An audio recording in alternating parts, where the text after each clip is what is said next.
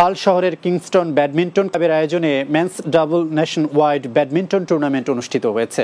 হল সিটি কাউন্সিলের অর্থায়নে এই আয়োজন করা হয়। প্রায় শতাধিক টিমের অংশগ্রহণে দিনব্যাপী এই টুর্নামেন্টে বিপুল সংখ্যক দর্শকের উপস্থিতি ছিল। অতিথি হিসেবে উপস্থিত ছিলেন সিটি কাউন্সিলের কাউন্সিলর ও কমিউনিটির গণ্যমান্য ব্যক্তিবর্গ। উপস্থিত কাউন্সিলররা কিংস্টন ব্যাডমিন্টন ক্লাবের উদ্যোগকে স্বাগত জানান এবং তাদের পক্ষ থেকে ধারাবাহিকভাবে সব ধরনের সহযোগিতার আশ্বাস দেন। খেলা শেষে পুরস্কার বিতরণী অনুষ্ঠানে ক্লাব সভাপতি আব্দুল মুহিতের সভাপতিত্বে অনুষ্ঠান পরিচালনা করেন আল ইমরান তালুকদার। এ সময় বক্তব্য রাখেন ক্লাবের জেনারেল সেক্রেটারি হুমায়ুন আহমেদ সহ অনেকে।